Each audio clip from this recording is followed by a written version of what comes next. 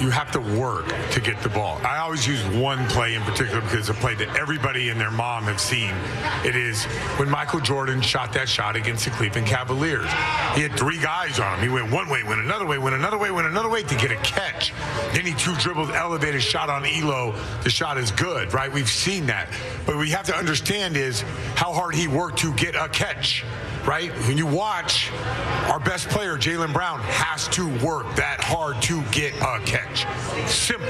You're that good of a player. You are elite at what you do.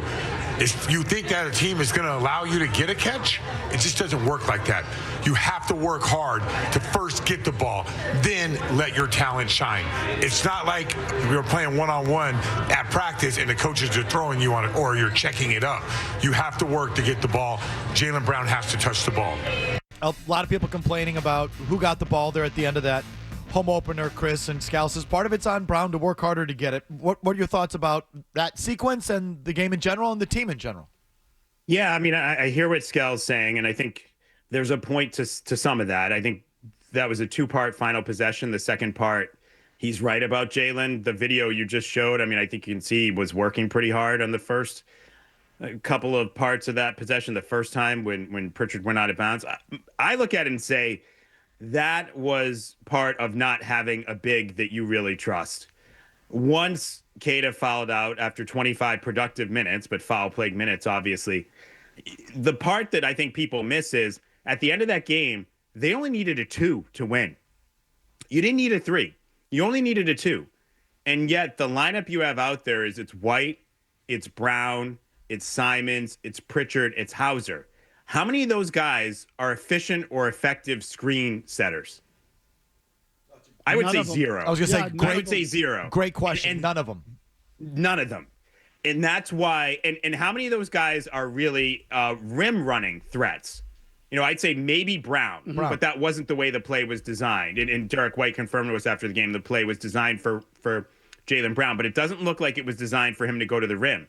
So now if I'm Philadelphia, I don't have to worry about being screened by a big guy. I don't have to worry about that big guy screening me and then rolling to the rim for the game-winning basket.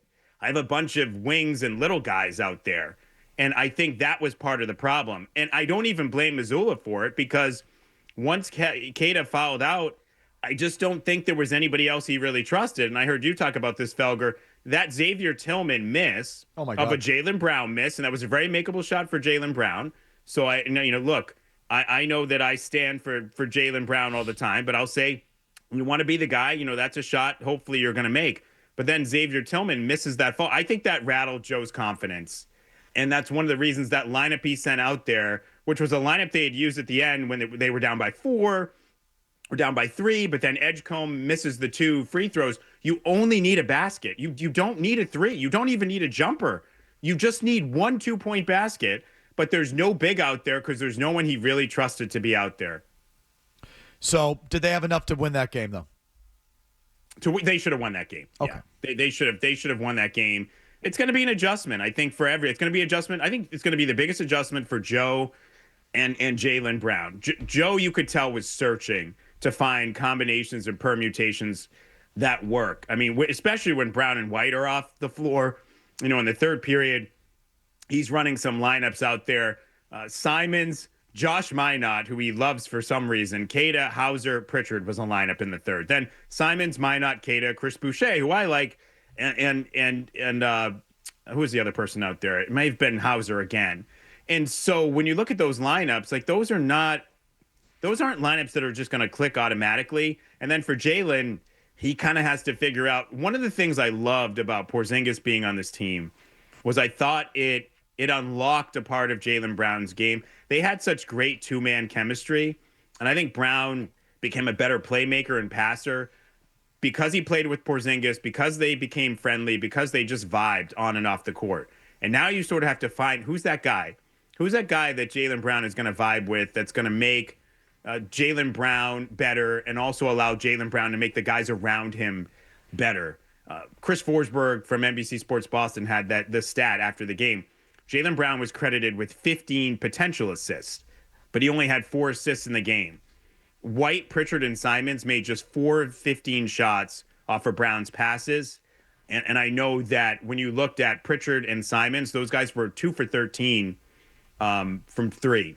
So there were open looks that Jaylen Brown generated that guys didn't knock down. And then I thought defensively in the fourth, they kind of let go of the rope a little bit and let Maxey and VJ Edgecombe close that game out, take that game over. So are you questioning whether or not Jaylen Brown is going to be able to vibe this season with Joe Mazzulla? Because you said something there like, I might have to work at it. Because you have that moment at the end of this game where Mazzulla's waving for the team to get down the floor, and it's Brown that bangs called the timeout. Right. Called So the timeout. Is this maybe some discord there, or could be? I mean, look, in that moment, they weren't on the same page. I don't think that's the issue. I think the issue is both of them finding lineups that they're comfortable with. And maybe there could be an issue there because maybe there's a lineup Jaylen's comfortable with, and Joe looks at it and says, yeah, I'm not comfortable with that because we're not good here, or I don't trust that guy. So that there is a little bit of a needle there they have to throw. I don't think they're at any sort of point right now where there's discord or disagreement. It's too early, but both of them, I think, are going to be in search and replace mode for a little bit here, trying to figure out what works. And the easy second guess, and this is easy, this is Sports Talk Radio 101 of what I'm going to throw out right now, is when you go back and look at last year's draft, where the Celtics were at. So not 2025, the 2024 draft, where they were at. You know, they're at number 30. They take Baylor Shireman, who didn't get into this game, even though Mazzulla went 10 deep. 2 picks later, Kyle Filipowski, who's a big, goes to Danny Ainge in Utah. I'm not telling you Kyle Filipowski is amazing. I'm not telling you he's Alperen Şengün. He's not. But what he would be is something this team could use, which is a serviceable big who can stretch the floor. He was a guy you could have put out there on that final possession and felt okay about it. And I'm not sure they really have that guy right now. Even if Keita hadn't fouled out, he was the best option. But I don't think there's really any of these bigs that Joe really, truly trusts right now. Okay, let's. I said calls here for Gasper. Let's do it. Chris in Boston on this topic. Go ahead, Chris. Thanks, guys. And one quick thing I'd like to ask Chris at the end, if you'd allow me. But I was at the game the other day, and Chris Tillman was the first player off the bench, and I was just like, oh, no, this is the type of season we're going to have. I mean, I'm going to boycott the season if he puts up another 3. I mean, they have absolutely no bench. It's going to be a rough season. One quick mention on Chris. I met him last night at dinner. Absolute gentleman, great guy, bigger fan because of meeting you. Oh, well, it's so sweet.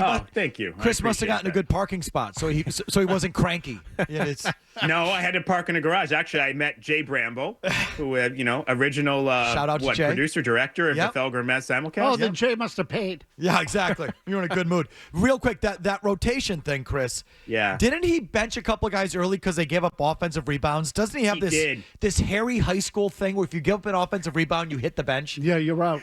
So B-Rob, our Mass Live and our own B-Rob pointed that out to me. He's like, he keeps taking guys out, the bigs out, because they're not getting the rebound. He did that all throughout the preseason too. Mazzulla did. He was doing it in the preseason, and he carried it into the real games.